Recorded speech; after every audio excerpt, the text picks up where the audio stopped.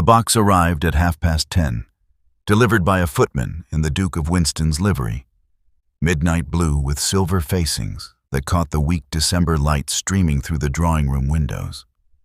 The velvet case was the size of a prayer book, but infinitely heavier, and when the servant placed it on the hall table, Isabella Shaw heard her mother's breath catch in a sound between a gasp and a prayer. "Isabella," her mother whispered, hands fluttering toward the box, but not quite touching it, as though the thing might burn. "Do you see the crest? Do you see it?" Isabella stood in the doorway of the morning room, teacup balanced in one hand, her morning correspondence forgotten on the escritoire behind her. She saw it. The Winston crest, pressed into black wax with a heavy seal, a constellation of stars surrounding a ducal coronet. Every household in London recognized that mark. It meant power. It meant money beyond comprehension. It meant the Duke himself had taken notice. Her mother's trembling fingers lifted the lid. The diamonds caught the light like a winter constellation. The Winston Star, legendary, priceless, worn by every Duchess of Winston for 2 centuries. Not a gift. A declaration. A claim. "Good heavens," her mother breathed. "Isabella, do you understand what this means?" Isabella set down her teacup with careful precision. "It means," she said quietly, "that His Grace mistakes me for something I am not." The silence that followed felt like the held breath before a storm. "I beg your pardon?" Her mother's voice had gone dangerously soft. "The necklace is beautiful, Mama. It is also a contract I did not negotiate and have no intention of accepting." Isabella moved into the room, her morning dress rustling softly. "I will not be purchased, not even with diamonds." "Purchased? This is the Duke of Winston. Do you have any conception, Martha?" Her father appeared in the doorway, newspaper folded under his arm, his expression carefully neutral in the way that meant he was deeply concerned. "Perhaps we should hear Isabella's reasoning before." "Her reasoning?" Her mother's voice climbed. What reasoning could possibly justify refusing the most powerful man in England? Isabella crossed to the velvet box and studied the necklace with the same detached assessment she might give a piece of interesting architecture. The craftsmanship was exquisite.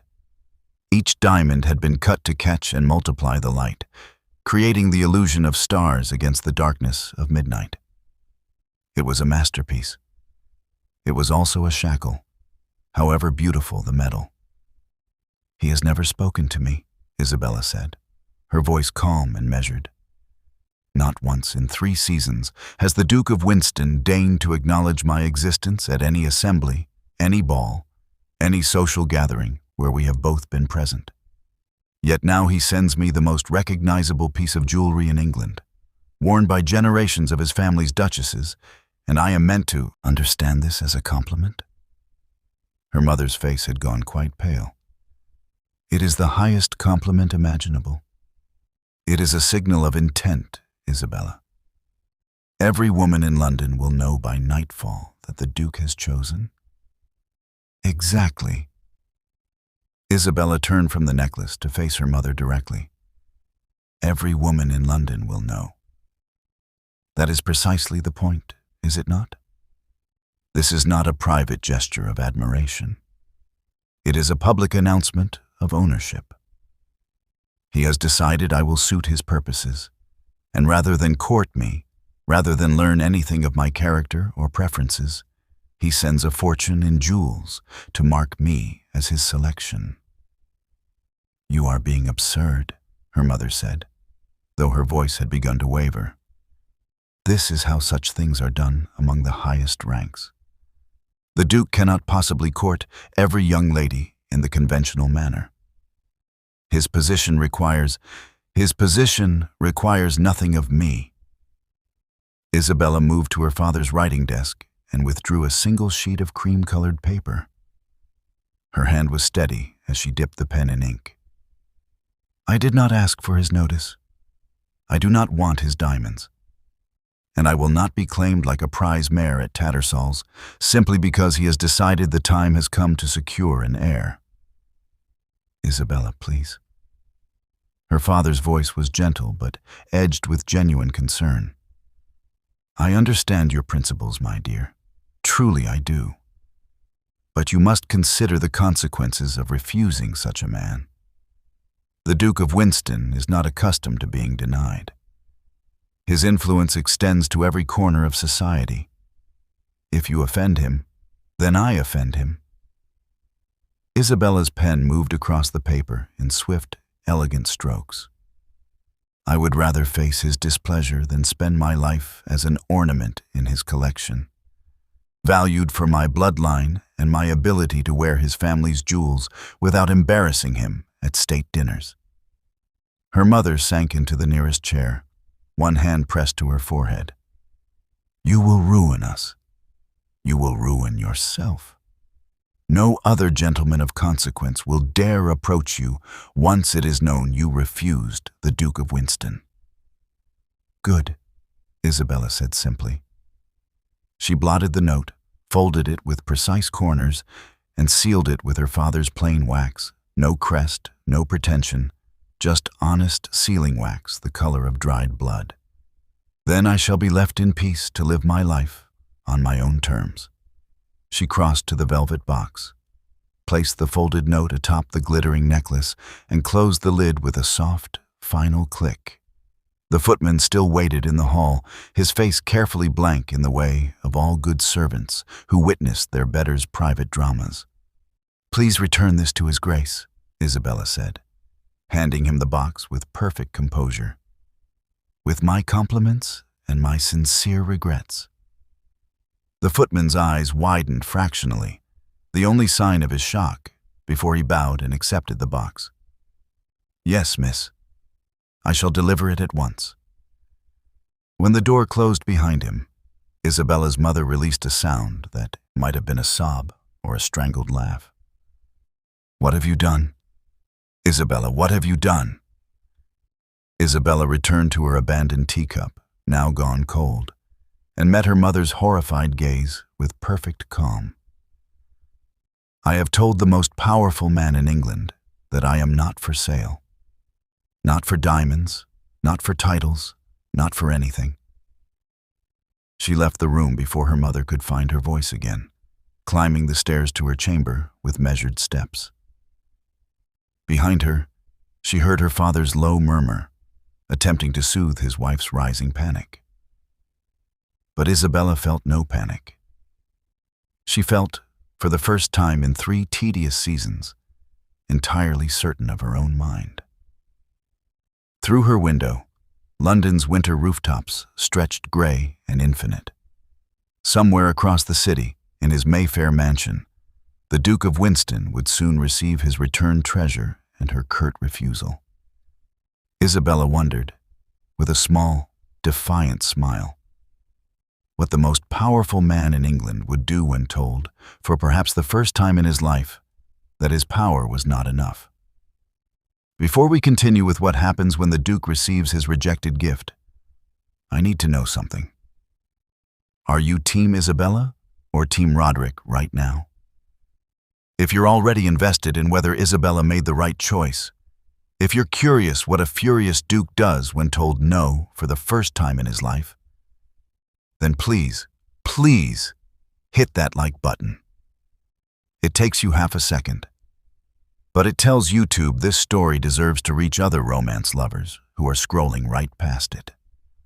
And subscribe so you don't miss what happens next, because I promise you, the confrontation scene is worth it. Don't let the algorithm bury this before you find out if they end up together. Now, let's see how the most powerful man in England handles rejection. Roderick Ashford, Duke of Winston, was reviewing his steward's quarterly reports when the footman returned. He noticed the velvet box immediately, recognized it, in fact, with the kind of certainty that comes from seeing a thing precisely where it should not be.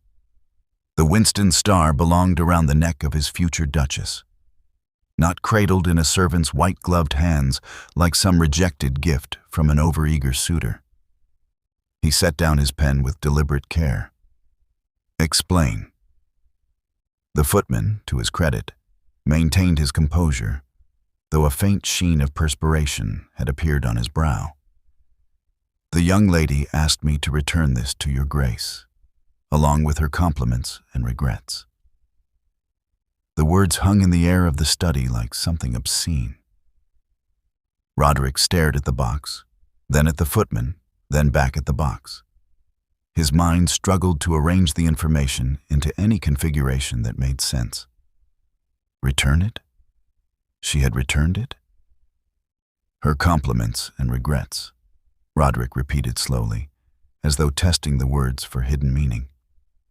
Nothing else? "There is a note, Your Grace." The footman stepped forward and placed the box on the mahogany desk with the reverence usually reserved for relics. "Inside." Roderick dismissed him with a curt nod, waiting until the door clicked shut before reaching for the velvet case.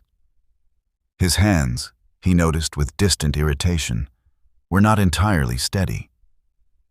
He had sent the Winston Star to 3 women in his life: his mother on the occasion of her betrothal, his sister when she married the Earl of Pembroke, and now to Miss Isabella Shaw, whom he had selected after careful consideration as the future Duchess of Winston.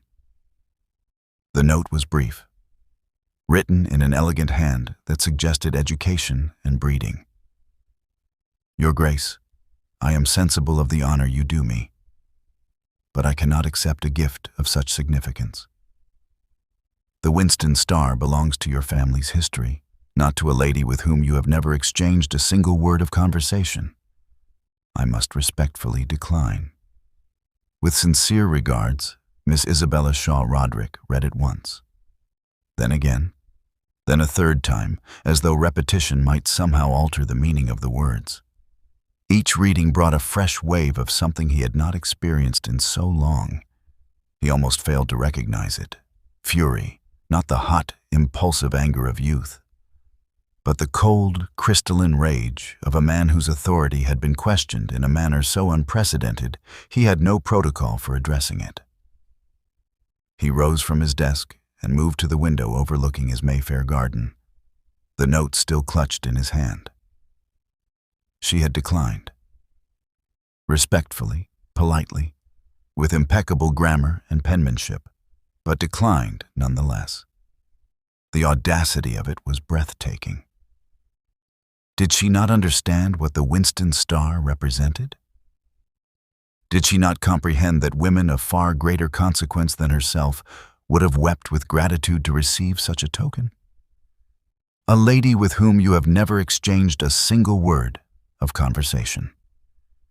The accusation in that line struck him like a physical blow, as though conversation were a prerequisite for such matters, as though the Duke of Winston were expected to engage in idle chatter with every potential bride before making his selection known. He had observed her, had he not? Had noted her excellent posture, her appropriate conduct, her family's respectable if modest standing. He had made inquiries through his aunt, who reported that Miss Shaw was well-read, even-tempered, and free of scandal. What more conversation could possibly be necessary? The selection of a duchess was a matter of state, not sentiment. The woman who bore his name and his children would occupy one of the most significant positions in English society. She required breeding, composure, and the ability to manage great households without descending into hysteria or frivolity. From his observations, Miss Isabella Shaw possessed all of these qualities, and she had sent back the Winston Star. Roderick's grip tightened on the note, crumpling the expensive paper. The refusal was not merely personal, it was public. His footman had witnessed it. Miss Shaw's parents had witnessed it. By now, their servants would know, and by tomorrow, half of London would be whispering about the young lady who had dared refuse the Duke of Winston's unmistakable signal of intent. The damage to his reputation would be considerable. He was already the subject of endless speculation.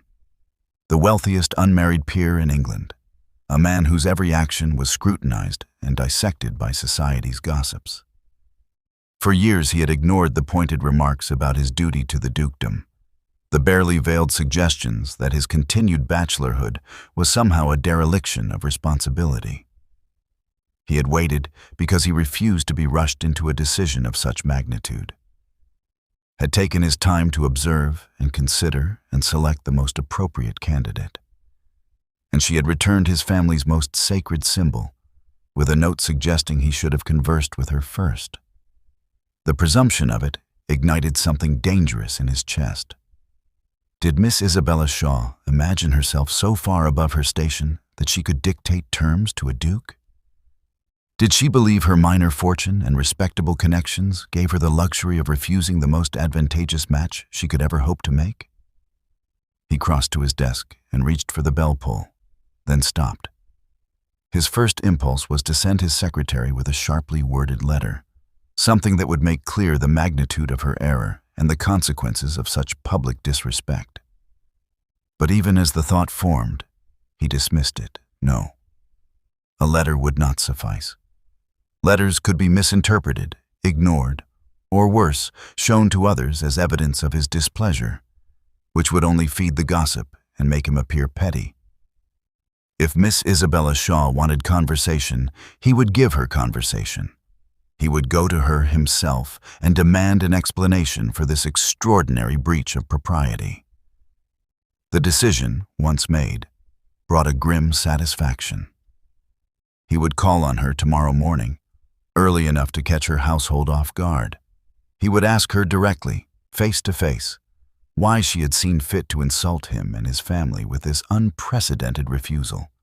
And he would make it abundantly clear that such behavior, however charmingly phrased in expensive stationery, was entirely unacceptable. Roderick returned the crumpled note to the velvet box and closed the lid. The Winston Star glittered accusingly in the lamplight, a constellation of diamonds that had adorned the throats of women who understood their duty and their privilege. Tomorrow, Miss Isabella Shaw would learn that refusing the Duke of Winston was not a matter of polite regret and sincere regards. It was a mistake she would have ample opportunity to reconsider. He rang for his secretary. "Prepare the carriage for tomorrow morning, first light. I will be paying a call on the Shaw residence in Bloomsbury." "Of course, Your Grace." "Should I send advance notice?" "No," Roderick said quietly, his voice carrying the particular tone that made even his most senior servants straighten their spines. "I believe the element of surprise will serve me better." The Duke of Winston's carriage arrived in Bloomsbury at precisely 8 o'clock on Christmas Eve morning, and its appearance had much the same effect as a warship sailing into a fishing village. The midnight blue lacquer gleamed in the weak winter sun.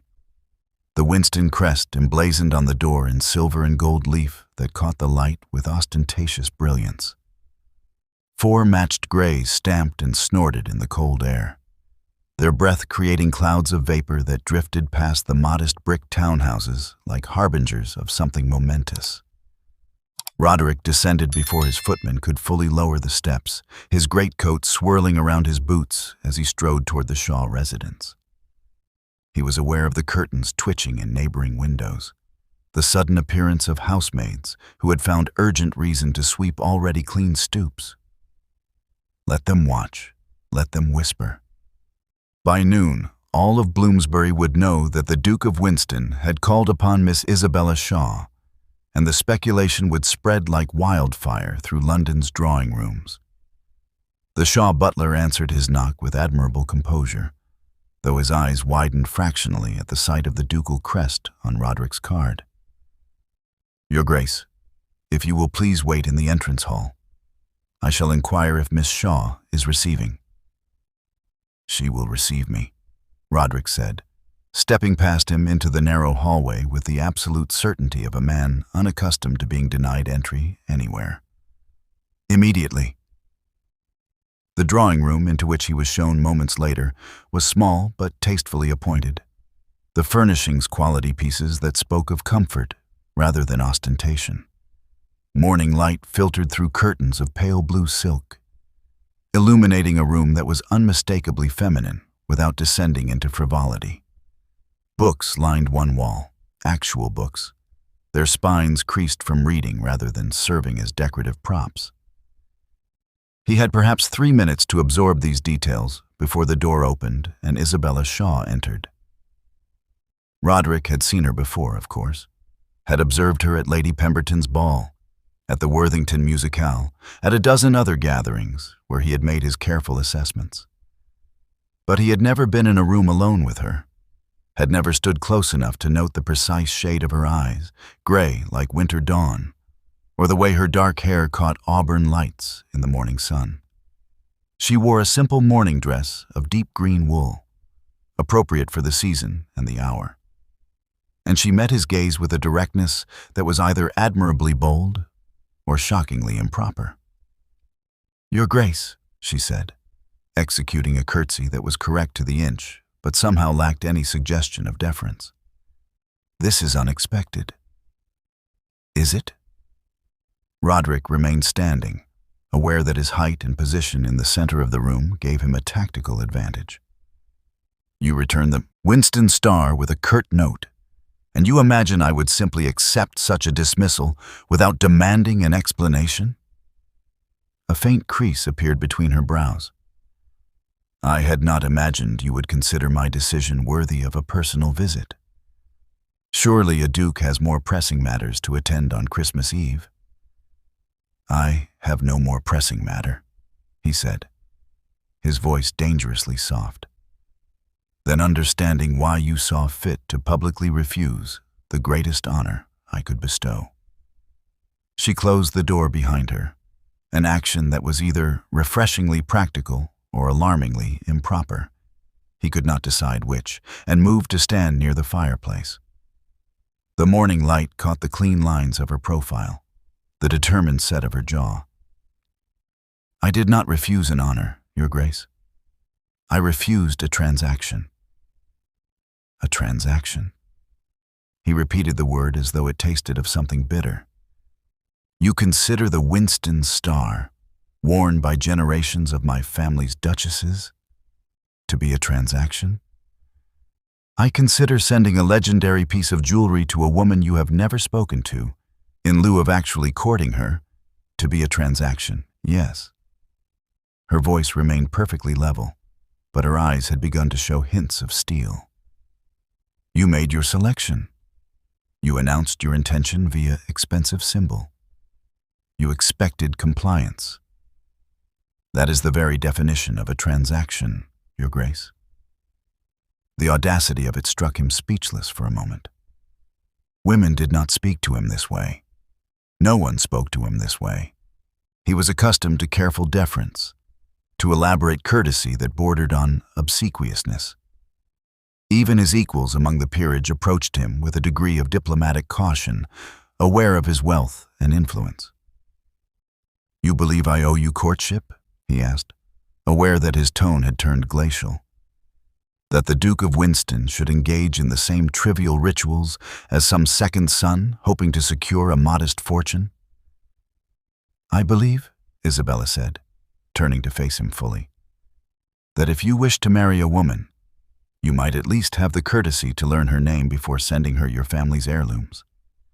I know your name, Isabella Marguerite Shaw, daughter of Harold and Martha Shaw of Lincolnshire.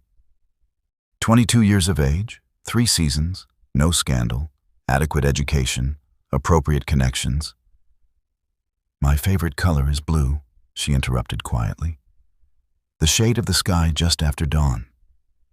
I prefer Wordsworth to Byron, though I would never admit it in fashionable company, because it marks me as unfashionably sincere. I cannot abide the taste of quail, but I eat it at every formal dinner, because refusing would be rude. I have read Wollstonecraft and Smith and believe that women should be educated to the same standard as men. And until this moment, Your Grace, I had never heard your voice except at a distance, pronouncing judgments or issuing commands to your servants. Roderick stared at her, his prepared arguments scattering like leaves in a wind. Wollstonecraft. She had read Mary Wollstonecraft. The admission was either breathtakingly honest or calculatedly designed to intrigue him. He could not determine which. These details, he said slowly, are hardly relevant to the suitability of a duchess. Are they not? Isabella took a step toward him, and he was struck by the intensity in her eyes, the intelligence that radiated from her like heat from a flame. Then what is relevant, Your Grace? My bloodline? My ability to wear diamonds without disgracing you? My willingness to produce heirs and manage your households while you attend to matters of actual importance? Those duties, Roderick said stiffly, are not insignificant. I did not say they were. I said they were the duties of a transaction, not a marriage. Her voice softened fractionally, though the steel remained. I will not be purchased, Your Grace. Not with diamonds, not with titles, not with the promise of becoming one of the most powerful women in England. I am not for sale. The silence that followed felt charged with something electric, dangerous. Roderick found himself studying her with the same intensity he usually reserved for complex estate documents or political strategy. Her refusal was not the petulant rebellion of a spoiled girl hoping to increase her value through artificial scarcity. It was principle, genuinely held and fearlessly defended. It was, he realized with a shock of recognition, admirable. You are remarkably blunt, Miss Shaw, he said finally. I am honest, Your Grace. There is a difference, though I understand the two are rarely distinguished in society. She met his gaze without flinching. You came here demanding an explanation for my refusal. I have given you one. If you find it insufficient or impertinent, I can only apologize for wasting your valuable time. Roderick moved toward her, closing the distance between them until he could see the faint gold flecks in her gray eyes, could detect the subtle acceleration of her breathing that suggested she was not as composed as she appeared. You have not wasted my time, Miss Shaw. You have surprised me. That is a considerably rarer commodity. Then I am glad to have provided you with novelty, if nothing else. He almost smiled. Almost. You are either very brave or very foolish. Perhaps I am both. Isabella lifted her chin slightly. But I am also very certain. I will not marry without affection, Your Grace. I will not enter into a union where I am valued solely for my utility. And I will not apologize for refusing a gift that was never truly a gift at all, but an announcement of ownership. The words should have infuriated him.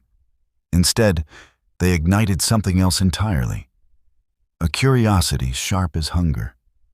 A desire to understand this woman who stood before him like a fortress of principle in a simple green dress. Very well, Miss Shaw, he said quietly. You have made your position clear.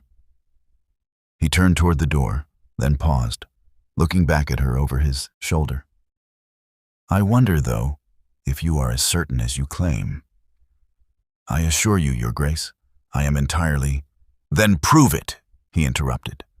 Attend my Christmas house party at Winston Abbey, not as my intended bride, but as my guest. Allow me 1 week to demonstrate that I am more than the arrogant duke of your imagination. Her eyes widened fractionally. That is hardly— 1 week, Miss Shaw. If at the end you still believe I see you merely as a transaction, I will accept your refusal and never trouble you again. He smiled then, a dangerous expression that held both challenge and promise. Unless, of course, you are afraid. The challenge hung between them like a sword suspended by silk thread. Isabella felt her pulse quicken. though whether from indignation or something more dangerous, she could not say. The Duke stood framed in the doorway with the confidence of a man who had never been refused anything twice, and the faint smile on his lips suggested he knew precisely the effect his words would have. "I am not afraid of you, Your Grace," she said, proud that her voice remained steady. "Then you are afraid of yourself?" He turned fully back toward her, abandoning the pretense of departure. "Afraid that you might discover I am neither the tyrant nor the merchant you have imagined me to be. I have imagined you nothing at all. I have merely observed your actions and drawn reasonable conclusions. Conclusions based on a single gesture, interpreted through the lens of your own assumptions." Roderick moved back into the room, but this time he chose a chair near the fireplace, settling into it with casual grace that somehow made the modest furniture seem like a throne. "You accuse me of making judgments without conversation, Miss Shaw, yet you have done precisely the same." The observation struck with uncomfortable accuracy. Isabella remained standing, unwilling to cede the advantage of height, even as she recognized the weakness of her position. "You sent me a necklace worn by duchesses." The message was hardly subtle. The message was sincere. He leaned back, studying her with an intensity that made her feel like a ledger being audited. "Though I begin to see it was also insufficient. You require more than symbols, Miss Shaw. You require substance. I require to be seen as more than a vessel for heirs and a hostess for state dinners. Then come to Winston Abbey and allow me to see you." The casual tone had vanished, replaced by something that sounded almost like earnestness. Not as a prospective bride on display for society's approval, but as something far more valuable. Isabella felt a flutter of curiosity despite herself. And what might that be? "An advisor." He said it simply, as though proposing something perfectly ordinary rather than scandalous. "I have need of counsel on matters regarding my estates, particularly concerning the tenant families and the proposed reforms I am considering. You strike me as a woman of considerable intelligence and strong principles. I would value your honest opinion on these matters." She stared at him, certain she had misheard. "You wish me to advise you on estate management?" "I wish you to see what a duchess actually does beyond wearing jewelry and producing heirs." A hint of irritation had crept into his voice. "The Duchess of Winston holds one of the most influential positions in England. She oversees properties that house hundreds of families. She makes decisions that affect entire communities. She wields power that most men could only envy. But you are correct. It is also a transaction if entered without understanding or partnership." Isabella moved to the chair opposite him, slowly, as though approaching something that might startle and flee. "You are proposing that I come to your home, unchaperoned, to discuss estate business like some sort of steward?" "Hardly unchaperoned. The house will be full of servants, and I will ensure your mother accompanies you if you wish, though I suspect her presence would undermine the purpose." He paused, then added with devastating honesty, "I had planned a Christmas house party with 24 guests, all carefully selected to provide appropriate social context for our courtship. I will cancel every invitation if you agree to come instead." The magnitude of the offer rendered her momentarily speechless. A duke's Christmas party was a social event of tremendous significance. Canceling it would cause scandal, disappointment, and endless speculation. "You would create such upheaval simply to prove a point?" "I would create such upheaval to have an honest conversation with a woman who interests me far more than an entire ballroom of simpering debutantes." The bluntness of the statement seemed to surprise even him, and he looked briefly away, toward the weak fire struggling in the grate. "You said I have never spoken to you, Miss Shaw. You are correct. I observed you and made assumptions based on reputation and appearance. It is how such matters are typically conducted. But I am beginning to suspect that typical approaches will not suffice with you. Isabella found herself gripping the arms of her chair, as though the furniture might anchor her against the vertiginous sensation of the world tilting. What you propose is highly irregular. Yes. Society would consider it scandalous. Undoubtedly. My reputation would be irreparably damaged if the true nature of such a visit became known, which is why it will be presented as an extended Christmas visit, chaperoned by your mother, at the invitation of my aunt, the Dowager Duchess, who will conveniently appear for that very purpose. He met her eyes with an expression that was part challenge, part plea. I am offering you precisely what you claim to want, Miss Shaw. A conversation.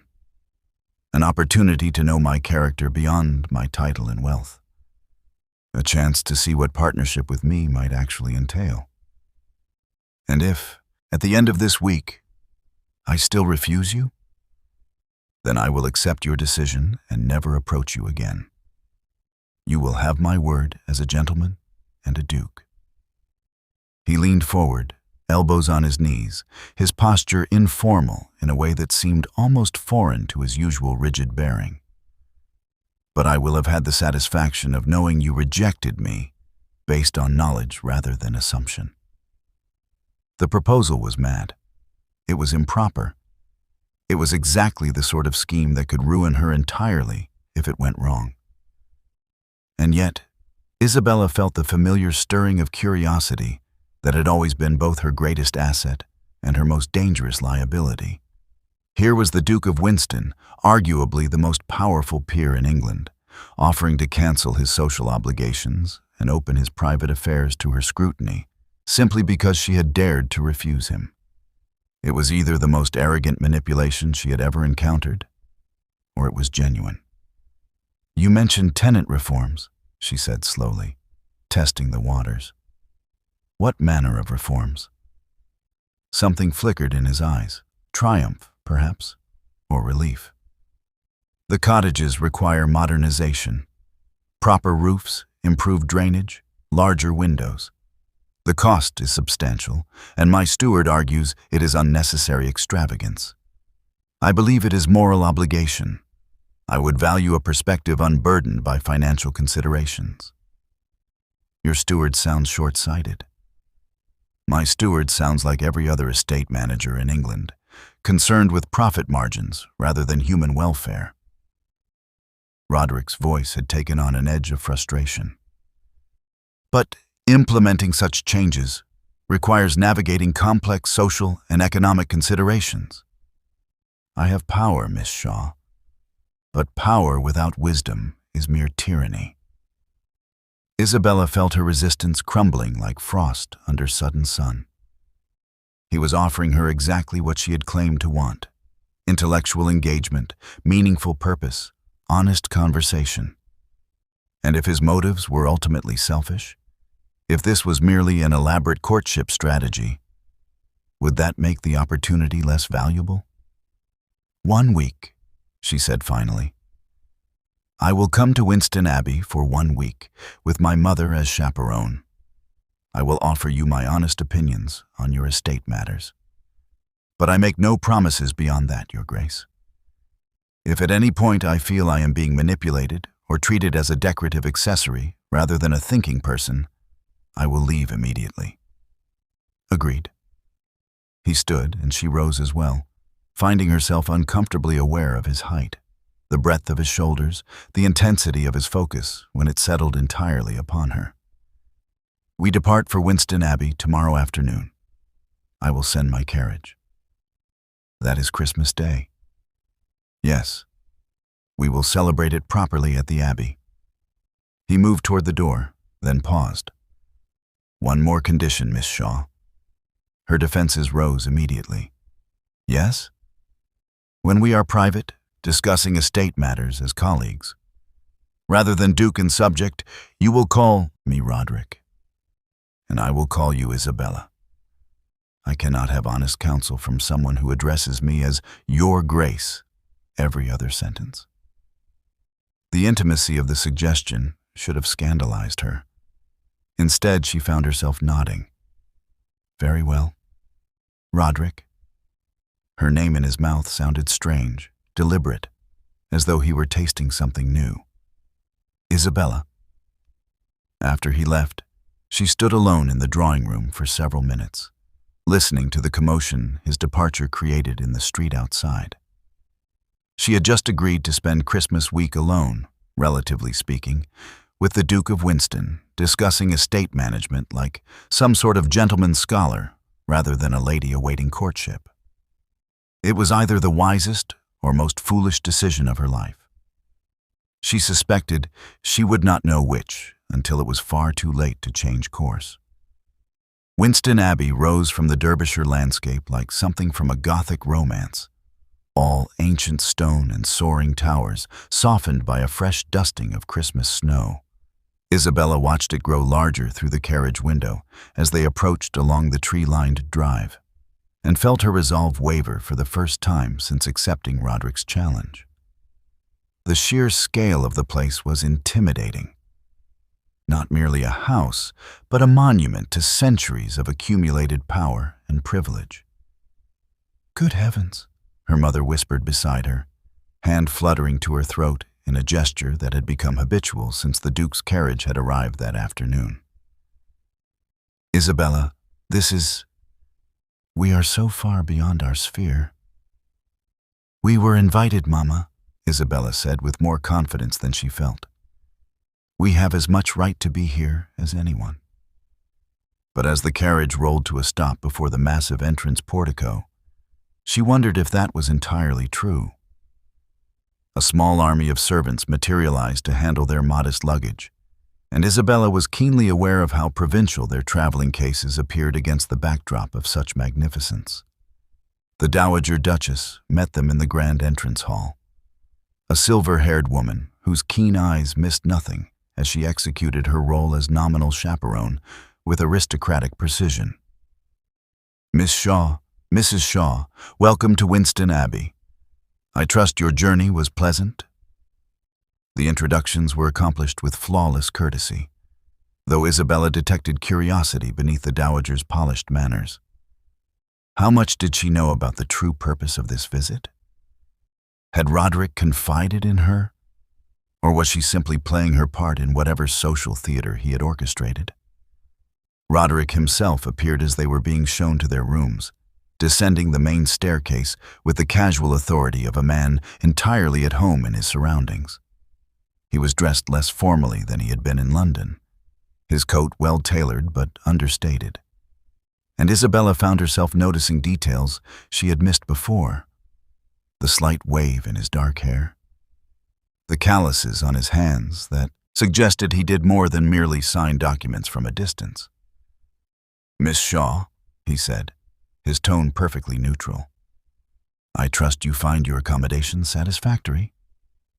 We dine at 8, but I wonder if you might join me in the library at 6 for a preliminary discussion of the estate matters I mentioned." It was masterfully done. To anyone observing, it would seem merely an eccentric duke consulting a guest on some minor matter. But Isabella saw the careful choreography in it, the way he had positioned their meeting as business rather than courtship, protecting her reputation even as he bent every social convention. "Of course, Your Grace," she replied, matching his formality. "I should be happy to offer whatever assistance I can." Her mother looked between them with barely concealed confusion. But the dowager simply smiled and swept Mrs. Shaw away with talk of the evening's menu and the Abbey's famous portrait gallery. The library, when Isabella found it at precisely 6 o'clock, was nothing like the ostentatious display spaces she had seen in other great houses. This was a working collection, floor-to-ceiling shelves filled with volumes whose spines showed the wear of actual reading. A fire blazed in the massive hearth, and Roderick stood before it, studying a leather-bound ledger with the intensity of a general reviewing battle plans. He looked up as she entered, and something in his expression shifted, tension releasing, perhaps, or defenses lowering now that they were private. "Isabella, thank you for coming." The use of her given name sent an unexpected warmth through her chest. "You made it rather difficult to refuse, Roderick." A ghost of a smile touched his lips. That was rather the point. He gestured to a large mahogany table where several documents had been laid out, weighted down with what appeared to be ancient stone paperweights. "These are the current tenant agreements for the Winston estates. I would value your opinion on their terms." Isabella moved to the table, genuinely curious now. The documents were written in the dense legal language typical of such contracts. But as she began to read, her eyebrows rose steadily higher. "These terms are medieval." Precisely my assessment. The rents are set at rates that assume crop yields from decades ago. The maintenance obligations fall entirely on the tenants, even for structural repairs that are clearly the landlord's responsibility. And this clause about eviction. She looked up at him, genuinely shocked. "You could remove families with 30 days' notice for infractions as minor as keeping a dog without permission?" "Technically, yes." Roderick's voice had gone quiet, almost ashamed. "Though I have never enforced such measures. But the fact that I could, that the power exists in these documents." He trailed off, moving to pour 2 glasses of sherry without asking if she wanted one. "It troubles me deeply." Isabella accepted the glass, studying him with new interest. Most landlords would consider such power their right and privilege. Most landlords do not lie awake at night, imagining what it must feel like to live at the mercy of someone else's whims. He took a long drink, then set the glass down with more force than necessary. "I inherited this title at 19, Isabella. My father died in a hunting accident, and suddenly I was responsible for 30,000 acres, 12 major properties, and the lives of hundreds of families I had never even met. Do you know what I was told when I questioned these contracts?" She shook her head, transfixed by the raw honesty in his voice. "I was told that the tenants were fortunate to have such generous terms, that other estates demanded far more, that I should concern myself with the business of being a duke and leave such details to my steward." His laugh was bitter, as though cruelty becomes acceptable simply because others practice worse cruelty. Isabella set down her own glass and returned to the documents, this time reading with purpose rather than mere curiosity. "You want to rewrite them." "I want to create partnerships rather than dictatorships. Fair rents tied to actual yields. Shared responsibility for maintenance based on a clear division of structural versus cosmetic needs. Security of tenure that cannot be arbitrarily revoked." He came to stand beside her, close enough that she could smell the faint scent of sandalwood and old books that clung to him. "But such changes will cost a fortune in lost revenue and create chaos among my peers, who will view it as dangerous radicalism." "It is dangerous radicalism," Isabella said, feeling excitement kindle in her chest. "It is also morally correct." She pulled one of the documents closer, her mind already working through implications and possibilities. "Have you considered offering long-term leases rather than year-to-year tenancies? If families knew they had security for 20 or 30 years, they would invest more in improvements, which benefits everyone. My steward claims no tenant could be trusted with such security. Your steward is a fool." The words escaped before she could moderate them. But when she glanced up at Roderick, she found him smiling, a genuine smile that transformed his entire face from austere to almost boyish. "I knew you would understand." he said quietly. Everyone else treats me either with obsequious agreement or patronizing dismissal, as though my concerns were the naive idealism of someone too privileged to understand practical realities. But you— He stopped, seeming to struggle with words.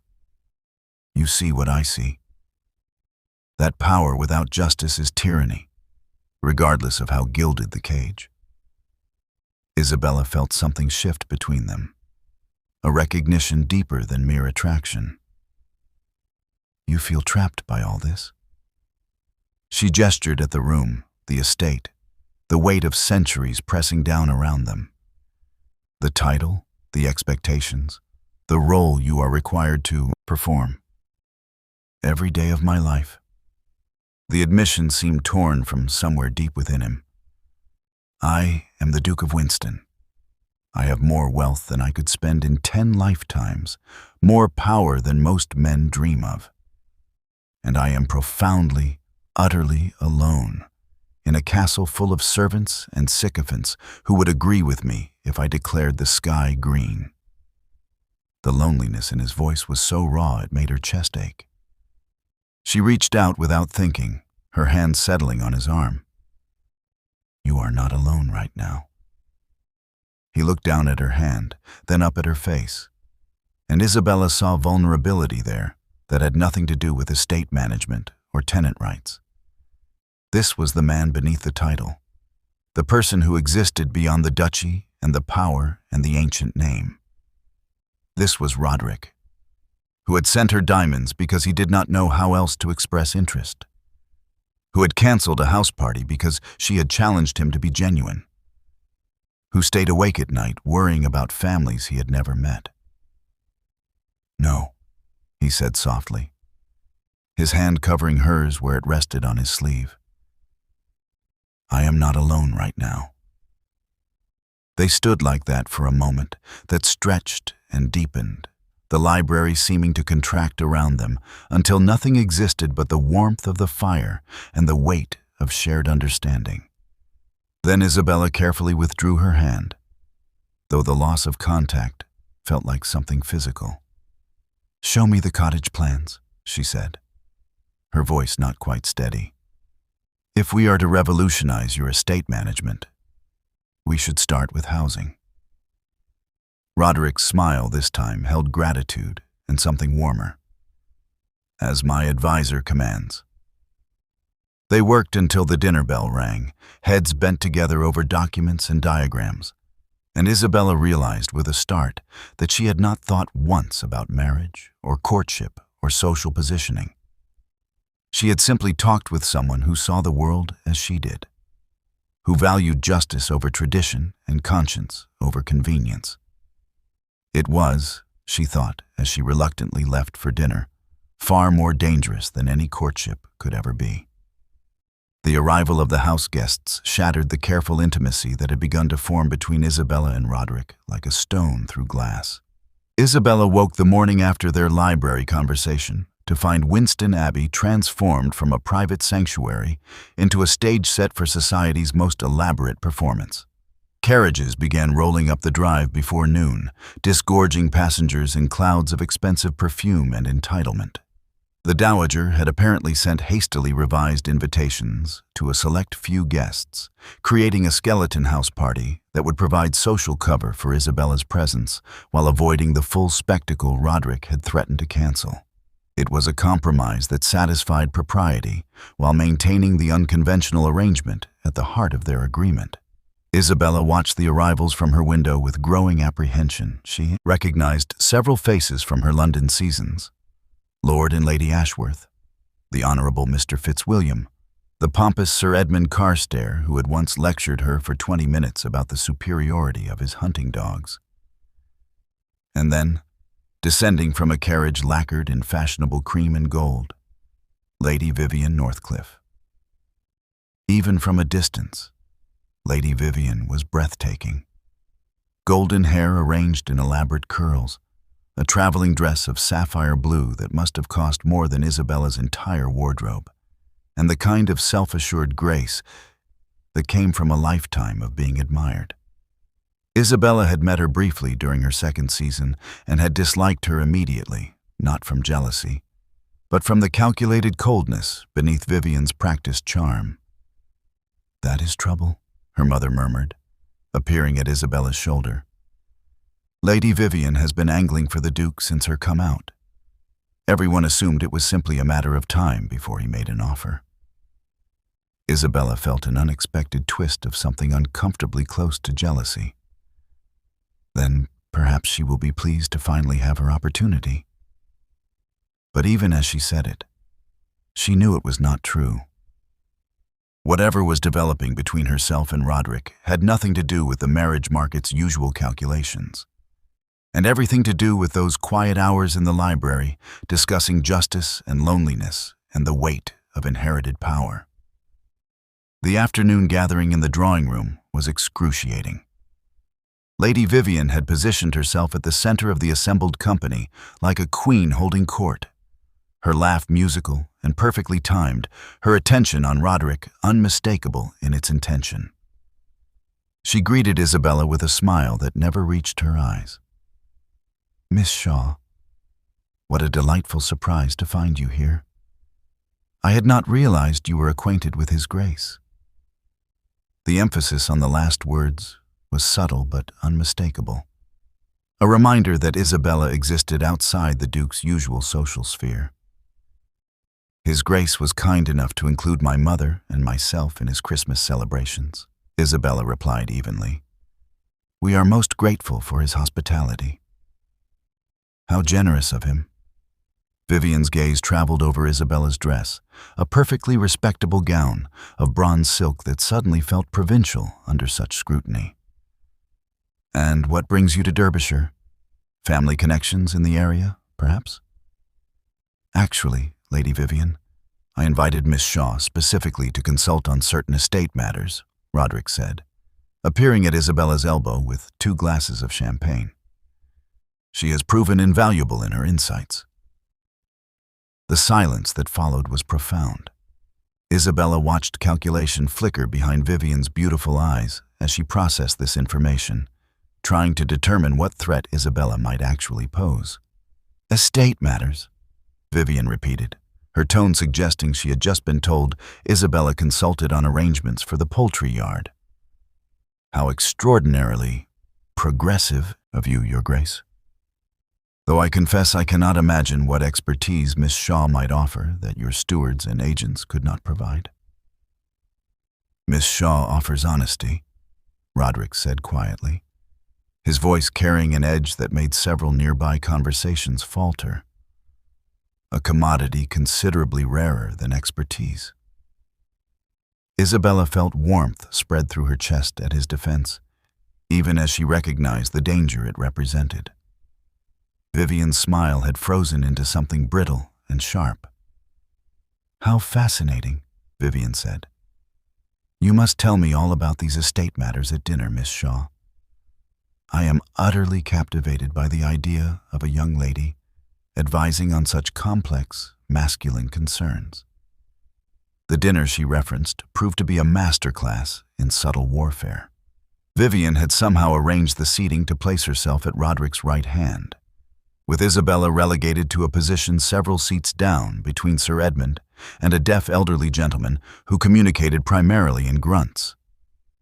Throughout the meal, Vivian dominated the conversation with witty observations about their mutual acquaintances, references to events and people Isabella had no knowledge of, and carefully crafted reminders of the vast social distance between a duke and a gentleman's daughter from Lincolnshire.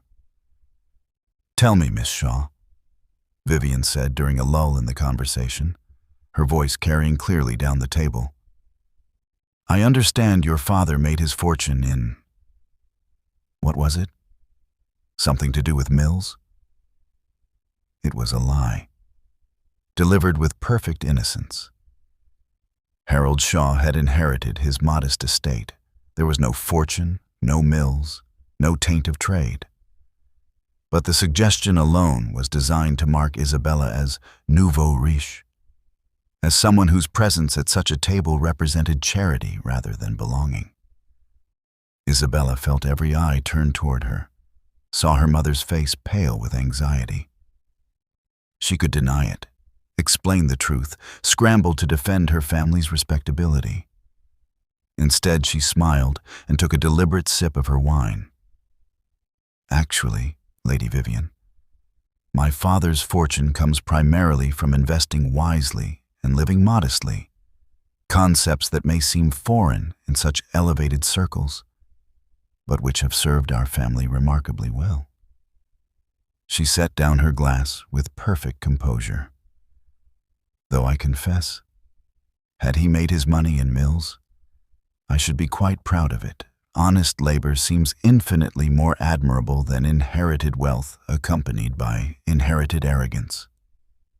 Someone down the table, Mr. Fitzwilliam, she thought, made a choking sound that might have been suppressed laughter. Vivian's smile had become glacial. "How refreshingly direct," Vivian said. "I suppose such plain speaking is common in Lincolnshire society." "It is common wherever people value truth over performance," Isabella replied. "Though I understand that in some circles, performance is all that matters." "Ladies," the Dowager interjected smoothly, though Isabella could have sworn she saw approval in the older woman's eyes. "Perhaps we might discuss the Christmas Eve service. I understand the village church has been beautifully decorated this year." The conversation shifted, but Isabella felt Roderick's gaze on her like a physical touch. When she dared glance in his direction, she found him watching her with an expression that combined admiration and something warmer, more dangerous. After dinner, as the ladies withdrew and left the gentlemen to their port, Vivian cornered Isabella near the drawing-room fire. "You are making a grave mistake," she said quietly, her beautiful face hard as marble. "Whatever you imagine is developing between yourself and the Duke, I assure you it is temporary amusement. Men like Roderick marry women like me, women who understand their world, who can navigate their society, who will not embarrass them with provincial honesty and naive idealism." Isabella met her gaze steadily. "If that is what he wants, Lady Vivian, then you have nothing to fear from me." "I fear nothing from you," Vivian said, but there was uncertainty beneath the declaration. "You are a novelty, Miss Shaw. Nothing more." When the gentlemen rejoined them, Sir Edmund embarked on an interminable monologue about his recent acquisition of a prized stallion, complete with tedious details about bloodlines and stud fees that made even the Dowager's eyes glaze over. Isabella caught Roderick's gaze across the room and saw her own barely suppressed amusement mirrored there. He raised one eyebrow fractionally. "Can you believe this fool?" And she had to look away quickly before she laughed out loud. Later, as the party began to disperse toward bed, Roderick contrived to walk with her toward the main staircase, a gesture that could pass as simple courtesy but felt weighted with significance. "You handled Vivian beautifully," he said quietly.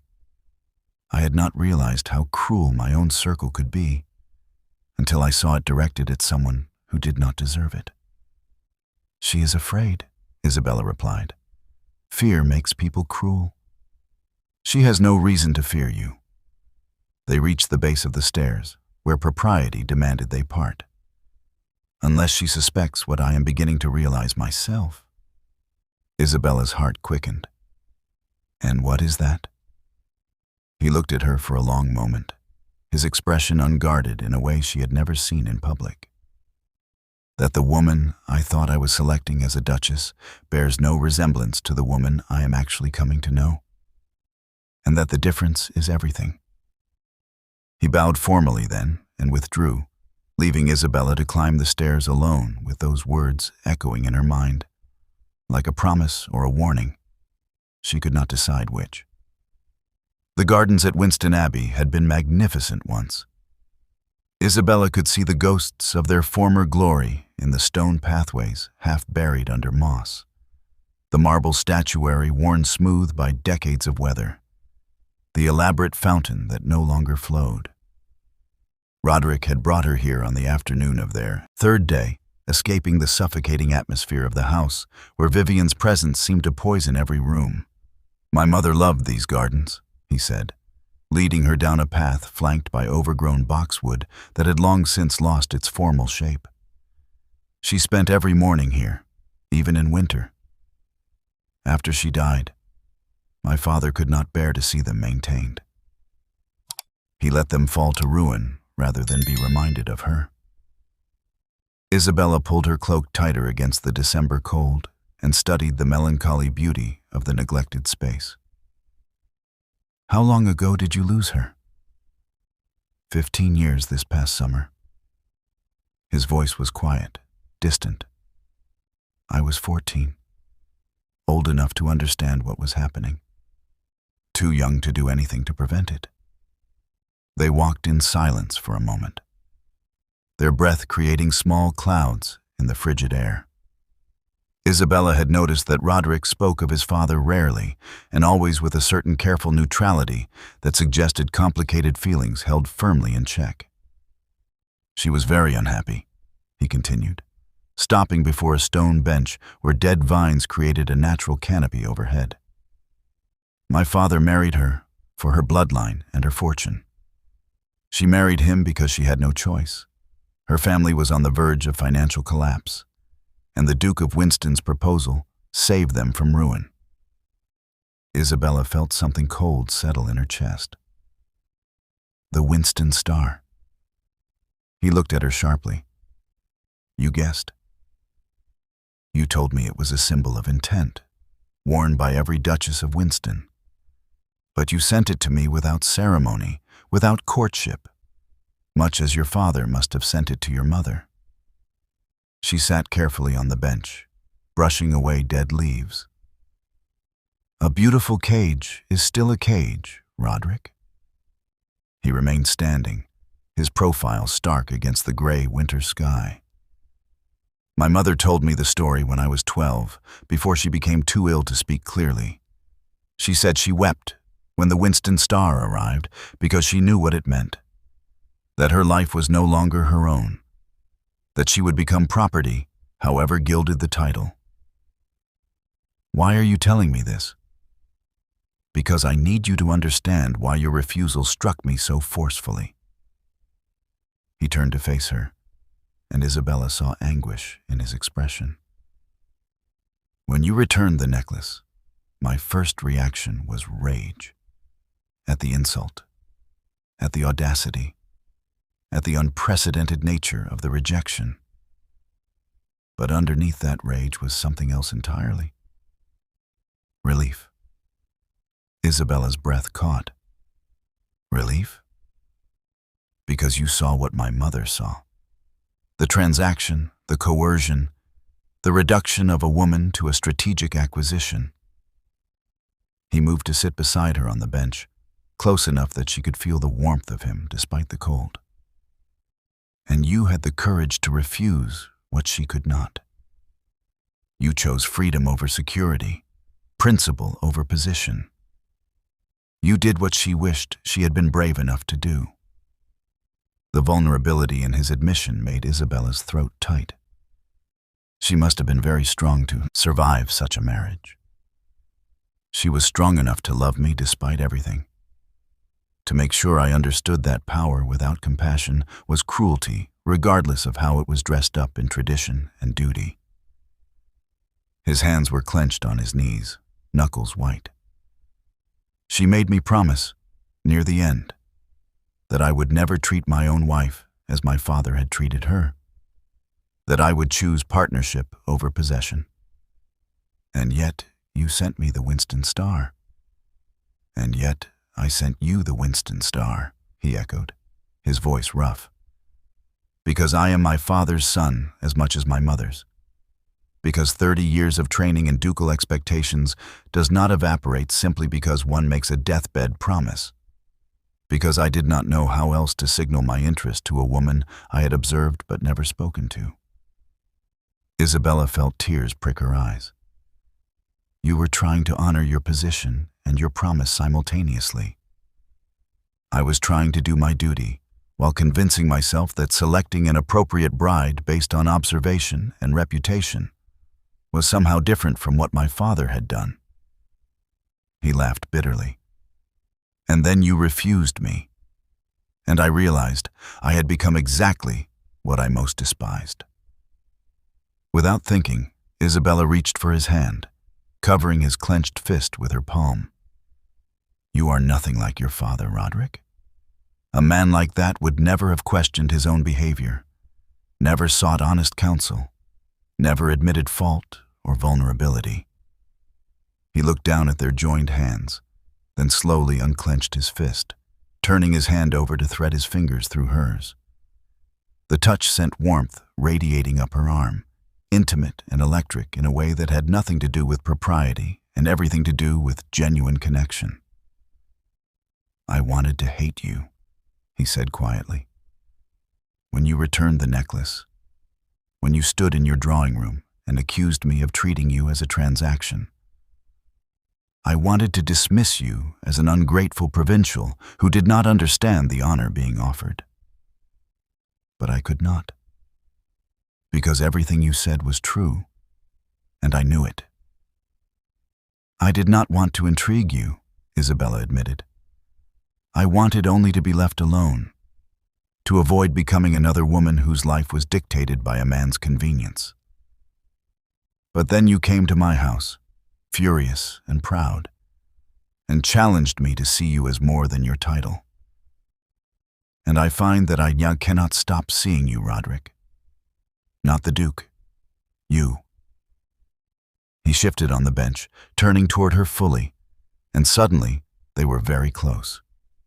Isabella could see the fine lines at the corners of his eyes, the slight shadow of stubble along his jaw, the way his breath quickened as he studied her face with the same intensity he had once reserved for estate documents. Tell me something true, he said, his voice barely above a whisper. Something you have never told anyone else. Isabella felt her heart hammering against her ribs. I am terrified. Of me? Of this? Of feeling something real for you and discovering it was all performance after all. Of letting myself believe in partnership and finding myself trapped in transaction. Her free hand came up to rest against his chest, feeling the steady beat of his heart beneath expensive wool. Of wanting you despite every rational reason I should protect myself. Isabella. Her name was a prayer and a plea. His free hand rose to cup her face, thumb brushing across her cheekbone with devastating gentleness. I cannot promise you perfection. I cannot promise that I will always know the right thing to say or do. I have been trained since birth to command, to control, to maintain authority at all costs. Breaking those patterns will take time and effort and patience I am not certain I possess. What can you promise me? The truth. Always. Even when it is ugly or uncomfortable or damages my pride. His gaze held hers with an intensity that made her feel like the only person in the world. I can promise that I will listen when you challenge me, value your counsel as I would value my own judgment, and never, never treat you as property, regardless of what role you choose to occupy in my life. And if I choose to occupy no role at all? Pain flickered across his features. Then I will let you go, though it will cost me more than you can possibly imagine. They sat frozen in that moment, faces inches apart, hands joined, the ruined garden silent around them, except for the whisper of wind through dead leaves. Isabella felt the pull between them like gravity, inevitable and terrifying, and utterly beyond her ability to resist. I do not want you to let me go, she whispered. The kiss, when it came, was nothing like the chaste pecks exchanged between properly courting couples under watchful chaperones. It was fierce and honest and tinged with desperation, Roderick's hand sliding into her hair as she gripped his coat. both of them seeking something that had nothing to do with duty or dynasty, and everything to do with the profound recognition of two lonely people who had finally found someone who understood. When they finally broke apart, both breathing hard, Roderick rested his forehead against hers. "This changes everything. I know. Vivian will be furious. Society will be scandalized. Your reputation is mine to risk," Isabella interrupted firmly. "I am not some fragile ornament that requires protection from my own choices, Roderick. If I kiss you in your mother's garden, it is because I choose to, with full understanding of the consequences." He laughed, the sound surprised and genuine. "You are extraordinary. I am stubborn and opinionated and entirely unsuitable as a duchess." "You are perfect," he corrected, stealing another kiss, this one softer, sweeter. "And I am the fool who nearly lost you, because I sent diamonds instead of honesty." Isabella smiled against his lips. "You can still lose me if you revert to sending jewelry in place of conversation." "Noted." He pulled back enough to look at her properly, his expression serious despite the warmth in his eyes.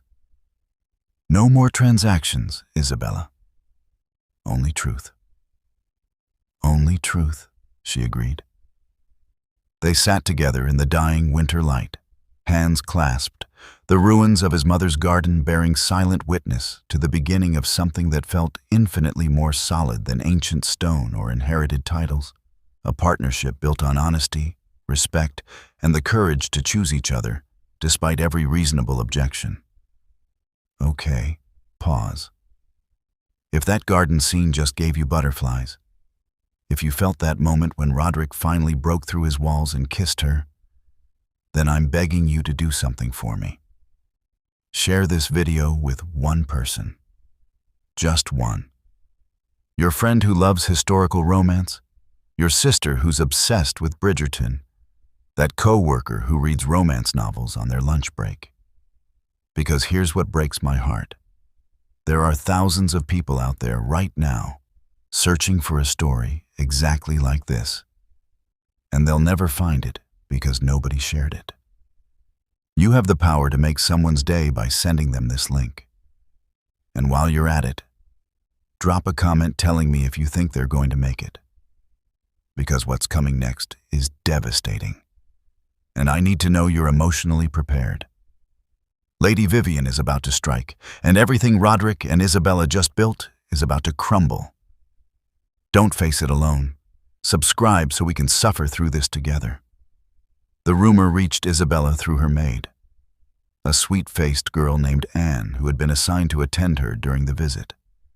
Anne came to help her dress for dinner on their 4th evening at Winston Abbey, her hands trembling as she fastened the buttons on Isabella's bronze silk gown.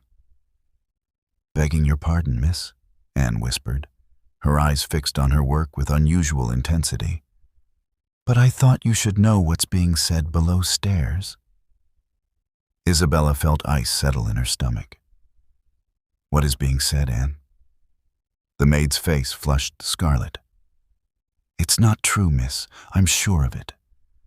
But Lady Vivian's maid has been telling anyone who will listen that you and His Grace..." She trailed off, unable to complete the sentence. "That the Duke and I are engaged in an improper relationship," Isabella finished quietly. "That I am his mistress rather than his guest." Anne's silence was confirmation enough. Isabella closed her eyes, feeling the world tilt beneath her feet. Of course. Of course Vivian would strike at her reputation. It was the most effective weapon against a woman of modest standing, and the odd circumstances of Isabella's presence at Winston Abbey provided perfect ammunition. A young lady invited to advise on estate matters, the Duke's obvious preference for her company, the returned necklace that could now be reinterpreted as evidence of a transaction of an entirely different nature. "There's more, miss," Anne said miserably. "Lady Vivian has written to several of her friends in London. The story will be all over town by week's end." Isabella stood slowly, her legs unsteady. She had been a fool. A romantic, naive fool who had believed that honesty and connection could somehow transcend the brutal realities of social position. She had kissed a duke in his garden like some besotted girl from a novel. And now she would pay the price that women always paid when they forgot their place. "Thank you for telling me, Anne," she said, her voice admirably calm despite the panic rising in her chest. "Please have my trunk brought up. I will be leaving first thing in the morning." "Oh, miss, surely His Grace will—" "His Grace cannot undo what has been done," Isabella interrupted. "My reputation is compromised beyond repair. The kindest thing I can do for both of us is to leave before the scandal grows worse." She did not go down to dinner. Instead, she pleaded a headache and spent the evening methodically packing her belongings, each folded garment a small act of self-recrimination. How had she allowed this to happen? She had prided herself on her clear-sightedness, her refusal to be swayed by titles and wealth. And yet she had fallen for Roderick with humiliating completeness, had let herself believe that their connection was somehow different, special, immune to the harsh judgments of society. She was placing the last of her books in her traveling case when the door to her chamber flew open without warning. Roderick stood in the doorway, his face dark with fury, still in his evening clothes from the dinner she had missed. "What is this nonsense about leaving?" he demanded, stepping into the room with complete disregard for propriety. "Your mother just informed me you plan to depart at dawn." Isabella straightened, forcing steel into her spine. "It is not nonsense, Your Grace. It is necessity." "Do not Your Grace me, Isabella. Not after—" He stopped, seeming to notice the packed trunk, the organized chaos of imminent departure. "What has happened?" "What has happened is that I have been reminded of certain fundamental truths about the world we live in." She moved to close the lid of her trunk, needing something to do with her hands. "Lady Vivian has been spreading rumors about the nature of my presence here. By tomorrow, all of London will believe I am your mistress. My reputation will be destroyed, and any association with me will damage yours." His expression shifted from confusion to cold rage. "Vivian did this? Can you blame her? I am a threat to her ambitions, and she has acted to eliminate that threat using the most effective means available. It is what any rational woman in her position would do. It is slander, and I will not tolerate it." He crossed the room in 3 strides, gripping her shoulders. "Isabella, I will make this right. I will provide you with protection, financial security. You need not worry about your future." She pulled away from him as though burned. Protection? Financial security? The words tasted of ashes. "Do you hear yourself, Roderick? You sound exactly like a man making arrangements for his mistress." He looked stricken. "That is not what I meant. Is it not?" Tears pricked her eyes, but she refused to let them fall. "What exactly are you offering me? Marriage? Can the Duke of Winston actually marry a woman who has been publicly labeled as his paramour? Or are you offering me a comfortable house somewhere discreet? An allowance generous enough to soothe your conscience while you eventually marry someone like Vivian and produce your legitimate heirs? You are being unreasonable. I am being realistic." The words came out sharper than she intended. "You are still bound by your position, Roderick. By the expectations of your title, your duty to your name. What we shared in the garden was beautiful and honest. But it cannot survive in the real world of social consequences and aristocratic obligations." "So you would simply leave?" His voice had gone dangerously quiet. "You would let Vivian's cruelty dictate your choices?" "I would leave before I become what she has already named me." Isabella turned away, unable to bear the hurt in his eyes. "I will not be your mistress, Roderick, no matter how prettily the arrangement is disguised. And you cannot marry me, not without damaging the very duchy you are sworn to protect. The mathematics are simple, even if the emotions are complicated." "The mathematics," he repeated, something cold entering his tone. "How very rational of you, Miss Shaw. I had not realized our entire relationship was simply a ledger to be balanced."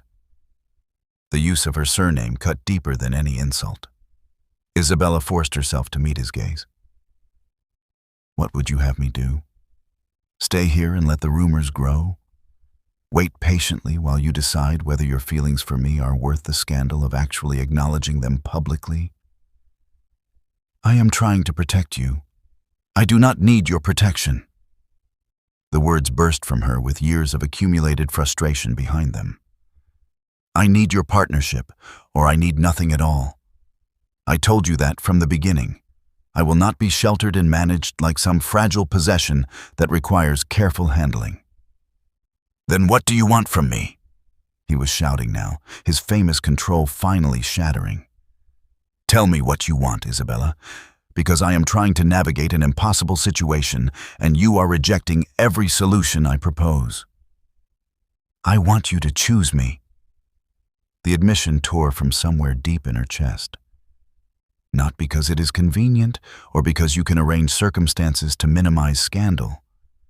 I want you to choose me knowing full well that it will be difficult and controversial, and will require you to defy every expectation that has been placed upon you since birth. But you cannot do that, can you? Because you are still the Duke of Winston first and Roderick second." The silence that followed was profound and terrible.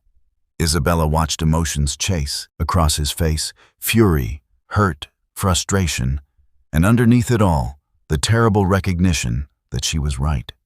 "I need time," he said finally, his voice hoarse. "Time to think, to plan, to determine the best course of action. Time to calculate the costs and benefits." Isabella moved to the door, opening it in clear dismissal.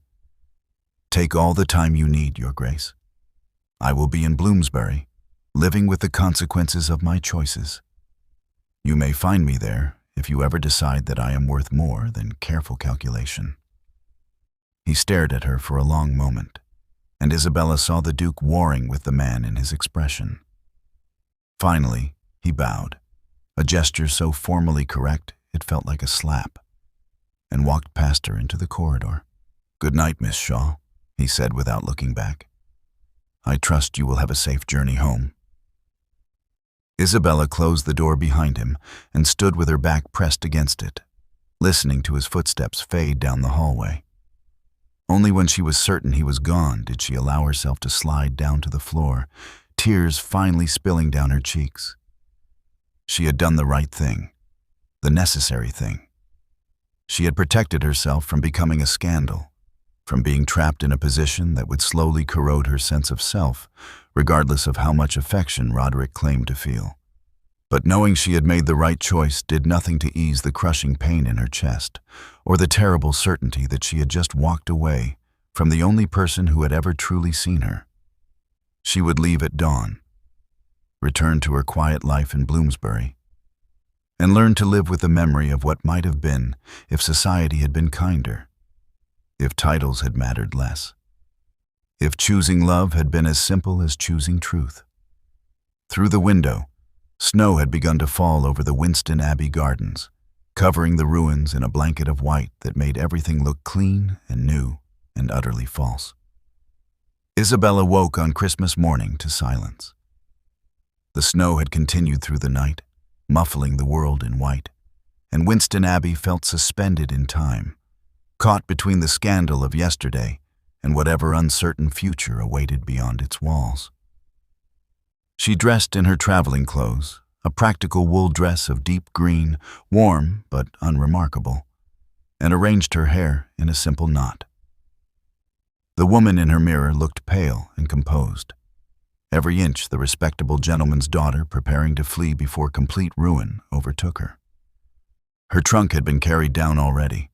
One of Roderick's carriages would convey her and her mother back to London immediately after breakfast, a final courtesy that felt more like punishment. Isabella considered skipping the meal entirely, pleading illness and leaving without facing the assembled company. But cowardice had never been her particular failing, and she would not start cultivating it now. The breakfast room was full when she entered, the house guests assembled for the traditional Christmas morning meal. Vivian sat near the head of the table, looking triumphant in rose-colored silk, her victory apparent in every graceful gesture. The other guests murmured in quiet conversations that stopped abruptly when Isabella appeared, their eyes tracking her with the avid curiosity of people witnessing a scandal unfold in real time. Roderick stood near the windows, still as a statue, dressed in stark black that made him look more duke than man. He did not look at her as she entered, his gaze fixed on something in the snow-covered gardens beyond the glass. Isabella took a seat near her mother, who squeezed her hand beneath the table with wordless sympathy. The servants moved through the room with practiced efficiency, filling plates with food that Isabella could not imagine eating. The tension was suffocating, everyone waiting for something, though no one quite knew what. It was Vivian who broke the silence, her voice carrying clearly across the table. "Such a pity you must leave us on Christmas Day, Miss Shaw. Though I suppose under the circumstances, it is for the best." The malice beneath the sympathetic tone was unmistakable. Isabella felt every eye turned toward her, waiting to see how she would respond to this public acknowledgement of her disgrace. Before she could formulate a reply, Roderick moved. He set down his coffee cup with deliberate care and turned from the window, his expression unreadable as he surveyed the assembled company. Then he did something that made every person in the room freeze. He cleared his throat and remained standing, commanding attention through sheer presence alone. "Ladies and gentlemen," he said, his voice carrying the authority of generations of ducal pronouncement, "I have an announcement to make that concerns all of you, but most particularly Miss Isabella Shaw." Isabella's heart stopped. No, he could not do this. Whatever he was planning, it would only make the scandal worse, cement her ruin more thoroughly. She half rose from her seat, intending to flee, but his eyes found hers across the room and held her immobile. "There have been rumors," Roderick continued, "regarding the nature of Miss Shaw's presence at Winston Abbey. Ugly, malicious rumors spread by individuals who mistake cruelty for strategy and power for virtue." Vivian's face had gone white. The dowager leaned forward with intense interest, a small smile playing at the corners of her mouth. "I wish to address these rumors directly, so that there can be no misunderstanding about the truth of the situation." He moved away from the window, walking slowly toward the center of the room, toward where Isabella sat frozen in her chair. "Miss Shaw came to Winston Abbey at my invitation, to serve as my advisor on matters of estate reform and tenant welfare. This arrangement was, I freely admit, highly unconventional. But Miss Shaw is herself highly unconventional, and I have learned that convention is often simply another word for cowardice dressed in respectability." He stopped a few feet from Isabella's chair, and she saw something in his expression that made her breath catch. Determination, yes, but also vulnerability. The same raw honesty he had shown her in the garden. "What the rumors fail to capture," he continued, his voice softening, "is that Miss Isabella Shaw has done me the greatest honor any person has ever bestowed upon me. She refused my power. She demanded my truth. She looked at the Duke of Winston and saw only Roderick, a man who needed guidance and honesty far more than he needed obedience and flattery." "Your Grace," Vivian interjected, her voice sharp with barely controlled panic, Surely this is not the appropriate. Lady Vivian, Roderick said quietly, without even glancing in her direction. You will be silent, or you will leave my house. Those are your only options. The brutal dismissal sent shocked whispers through the assembled guests. Vivian's mouth opened and closed soundlessly before she subsided into furious silence. Roderick returned his attention to Isabella, and the entire room seemed to fade away until there was only him, only this moment, only the choice that hung between them like a held breath. I sent you the Winston Star, he said, because I did not know how else to express interest in a woman I had observed but never known. You returned it because you understood, better than I did myself, that it represented everything wrong with how I had been taught to approach marriage and duty. That necklace was used to coerce my mother into an unhappy union. It symbolizes obligation, transaction, the reduction of love to strategic acquisition. He reached into his jacket and withdrew the velvet box, that cursed symbol that had started everything. Then, in a gesture that made several guests gasp audibly, he walked to the fireplace and placed the box on the mantel, turning his back on it with deliberate finality. I reject what the Winston Star represents, he said clearly. I reject the notion that my duty to the duchy requires me to marry for anything other than genuine affection and partnership. I reject the social calculations that would value bloodline over character, fortune over integrity, conventional suitability over actual compatibility. He moved back to stand before Isabella, and then, in a movement so shocking that someone dropped their fork with a clatter, the Duke of Winston lowered himself to one knee before her chair. The room erupted in whispered chaos, but Isabella heard none of it. She could see only Roderick, kneeling before her in his perfectly tailored black coat, his proud head bowed in a gesture of humility that no duke should ever have to make. Isabella Marguerite Shaw, he said, and his voice shook slightly, the only sign of his nervousness. I am not asking for your hand in the conventional sense. I am not offering you a position or a title or entry into a social sphere you have never sought. I am asking for your heart, your honesty, your partnership in building a life that serves justice rather than merely preserving tradition. Tears spilled down Isabella's cheeks unchecked. Roderick, I cannot promise that society will be kind to us, he continued. I cannot promise that my peers will accept a duchess who advises on estate reform and speaks her mind without apology.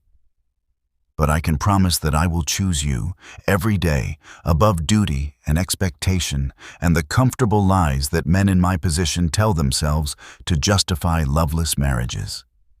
I can promise that I will listen when you challenge me, value your counsel as I value my own judgment, and never, never treat you as anything less than my equal partner. He reached up and took her hand, his grip warm and steady despite the tremor in his voice. Will you marry me, Isabella? Not because I am a duke, not because it will secure your future or elevate your family, but because you believe we can build something true together? Isabella looked down at him, at this powerful man who had humbled himself before an entire room of his social equals, who had publicly rejected centuries of tradition for the chance at genuine connection. She thought of all the rational reasons she should refuse, the scandal, the social consequences, the difficulty of navigating a world that would never fully accept her. But then she thought of his mother's garden, of late nights discussing tenant reforms, of the loneliness in his voice when he spoke of being trapped by his own power. She thought of choosing love over safety, truth over convenience, partnership over transaction. Yes, she whispered. Then louder, stronger. Yes, Roderick, I will marry you.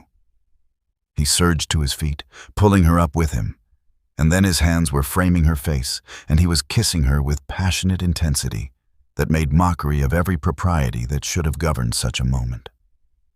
Isabella heard scandalized gasps, her mother's happy sob, the dowager's delighted laugh. But none of it mattered because Roderick was kissing her like she was air, and he was drowning.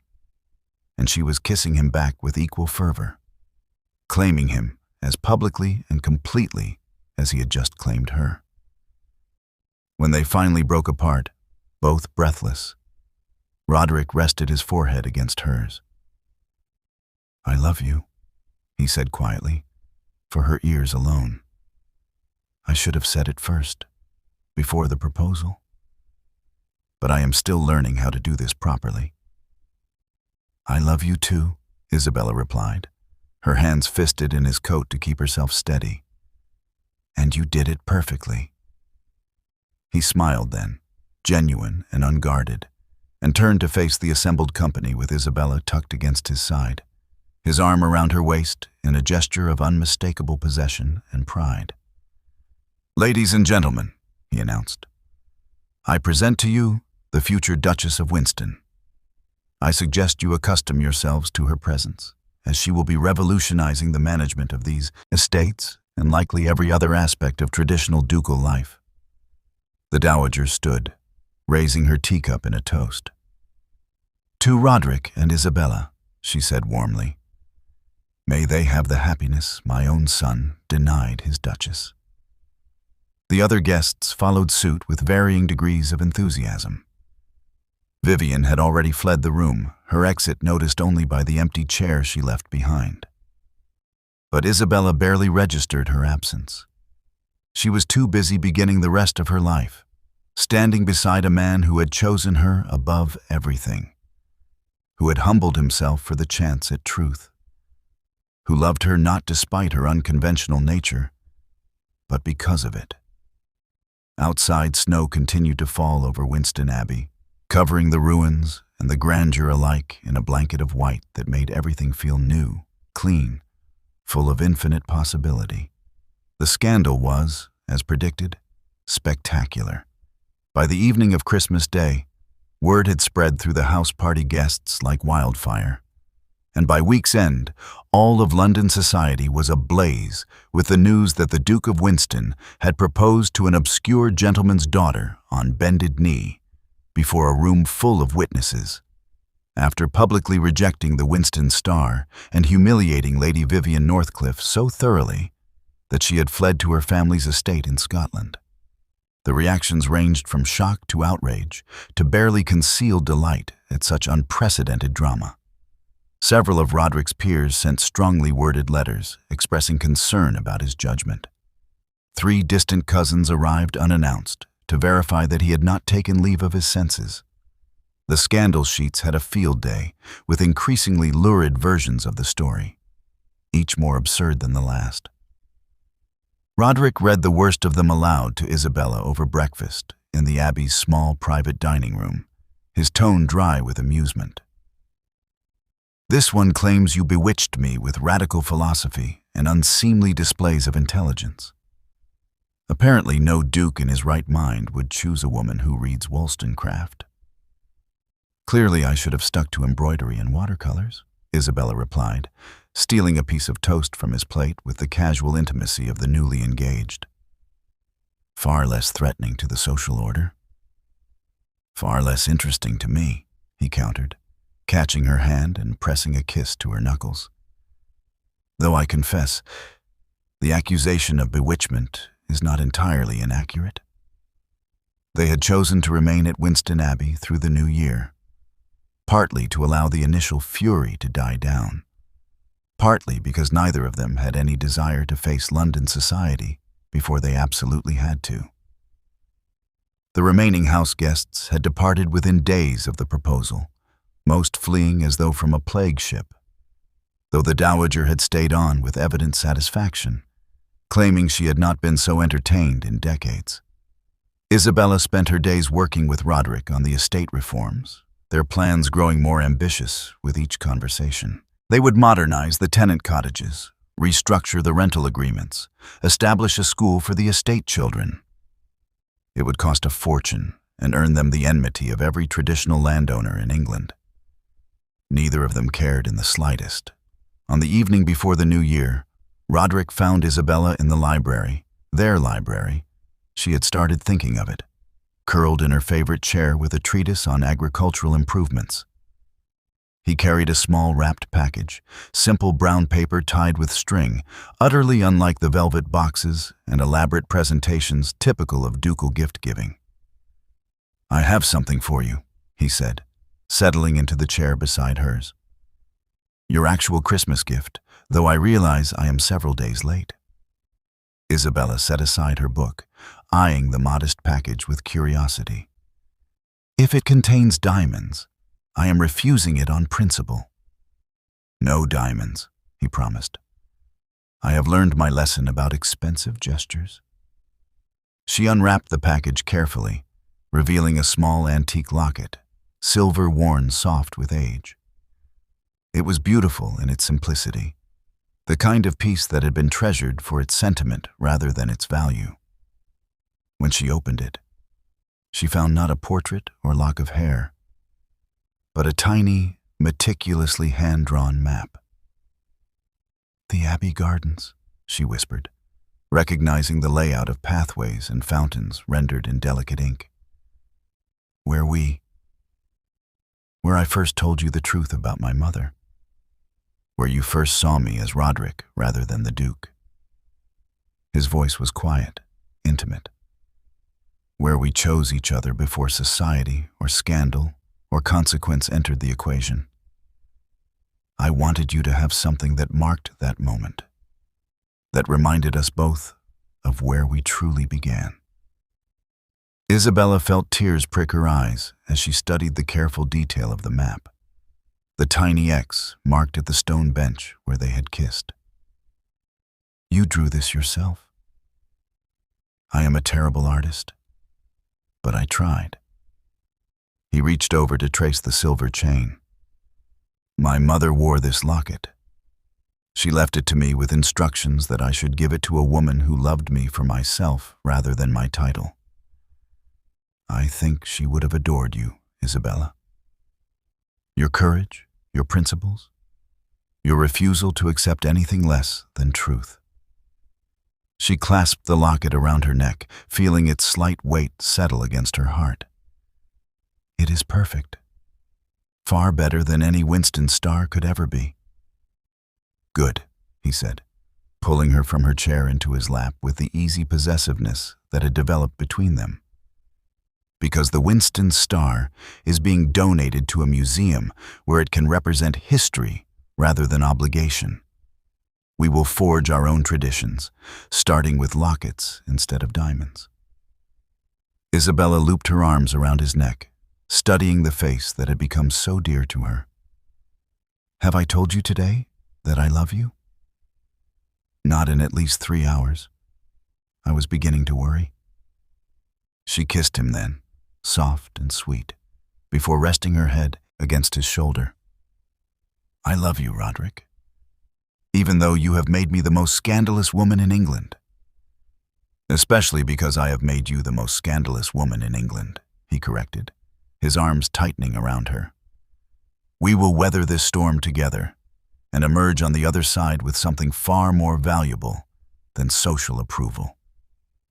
"And what is that?" "The truth," he said simply, "about who we are, what we value, and what kind of life we want to build." They married in the Abbey's private chapel on a gray January morning, with only immediate family and the dowager in attendance. Isabella wore a simple gown of cream silk, no veil, no elaborate train, just honest elegance that suited her far better than any duchess's finery.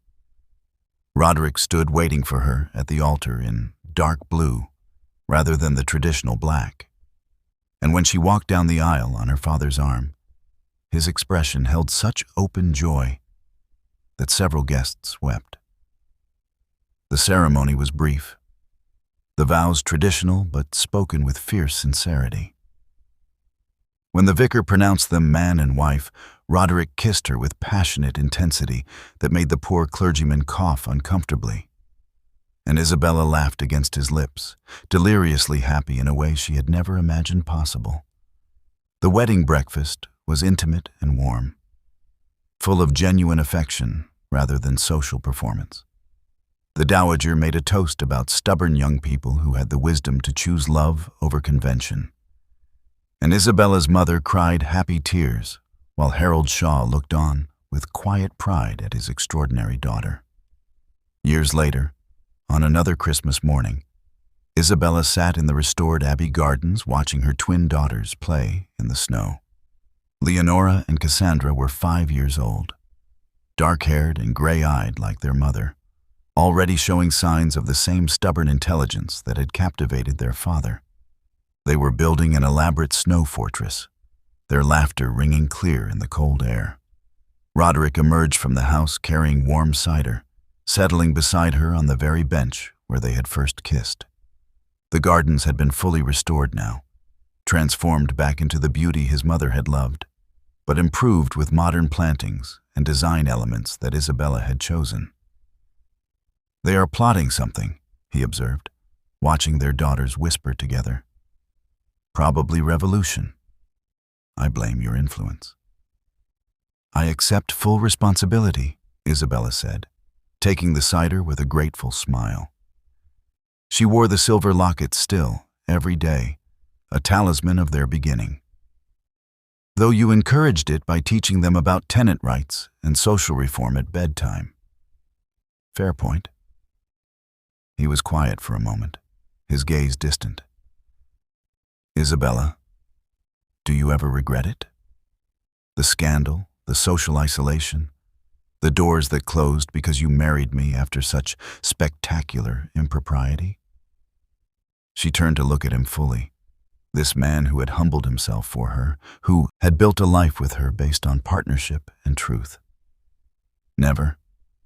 Not once. Do you?" "God, no."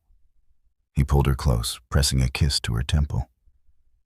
"But I have been thinking about that first gift, the Winston Star that started everything. About how furious I was when you returned it. Your pride was wounded.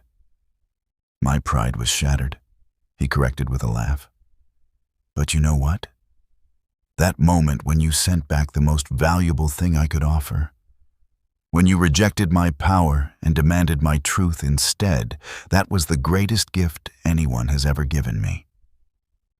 Isabella felt warmth bloom in her chest. "How so?" "Because you freed me," he said simply, "from the prison of my title, from the assumption that my wealth and power were all that mattered, from the lonely future I was heading toward without even realizing it. You gave me the gift of being seen, Isabella, of being known and loved as Roderick rather than as the Duke. No diamond in the world could ever be worth that." She kissed him then, slow and sweet, tasting cider and contentment.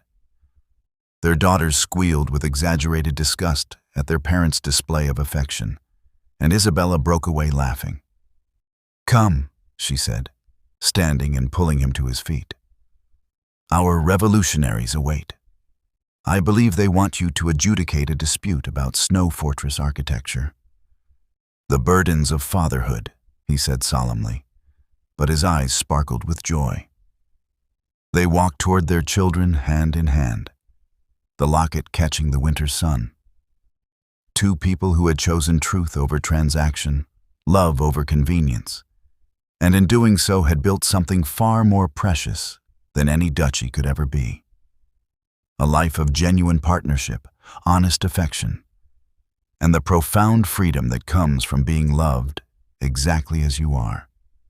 Behind them, Winston Abbey stood solid and eternal, no longer a prison of obligation, but a home filled with laughter, love, and the revolutionary idea that even dukes could choose happiness over duty, and find in that choice not diminishment, but the truest form of power, the power to determine one's own fate. My beautiful family, you can see how a woman who refused a duke's diamonds ended up becoming the most unconventional duchess in England. Now listen, if you made it all the way to this ending, if you smiled when Roderick said her rejection was the greatest gift he ever received, if you felt anything during this story and you didn't subscribe, I'm not mad. I'm just disappointed. I'm disappointed because I create these stories every week, pouring research and heart and late nights into crafting romances that actually mean something.